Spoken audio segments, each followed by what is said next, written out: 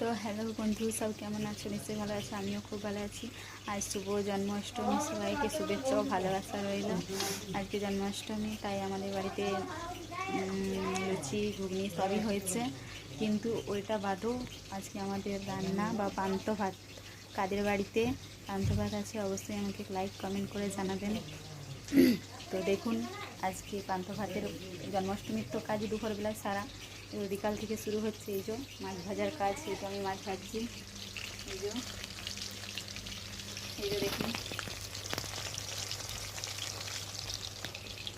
এই যে মাছ ভাজা শুরু হয়েছে, আর মা বাইরে সবজি বানাচ্ছে।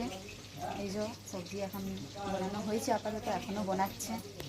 তো তোমাদেরকে অবশ্যই আবার পরে দেখাবো কী কী রান্না করছি বা কী সব তরকারি হচ্ছে, অবশ্যই আপনাদেরকে দেখাবো। তো দেখতে থাকুন।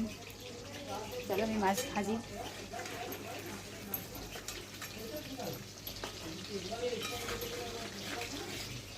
আজকে একসঙ্গে দুটো চপবো, ওই জন্যে প্রচুর ঝামেলা। আজকে সকাল থেকে আমি ভিডিও ছাড়তেও পারিনি, পোস্ট করতে পারিনি। সকাল থেকে সব বাসন ধোয়া ধুয়ে, সকাল থেকে পরিষ্কার ঘর পরিষ্কার করা, ঠাকুরের জন্য রান্না করা আছে। এখন ঠাকুরের জন্য আপাতত রান্না হয়নি, এরপর রান্না করা হবে, গোস করানো হবে।